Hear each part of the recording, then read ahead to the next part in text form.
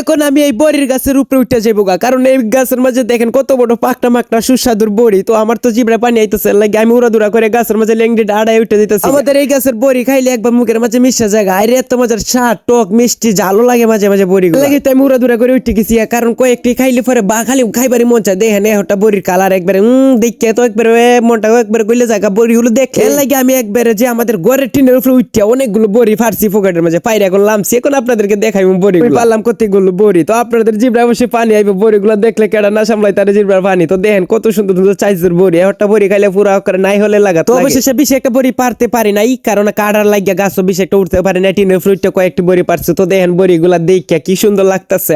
যখন একটার মাঝে কামড় দেই এমন চুকা টক, জিব্রার মাঝে এমন একটা বাড়ি মারে, মুখে দেখি কইতাম তো এত একটা মজা। তো আপনাদের কেমন লাগলো অবশ্যই বড়িগুলা বলে যাবেন কমেন্ট বক্সে। আর নেক্সট যে ভিডিওটা আসতেছে সেটার মাঝে আপনারা ভালো ভালো কমেন্ট করেন, সেই কমেন্টের থেকে 3 জন ব্যক্তির রিপ্লাই কমেন্ট আমি দিয়ে দিব। তো ধন্যবাদ সবাইকে আমার ভিডিওটি দেখার জন্য।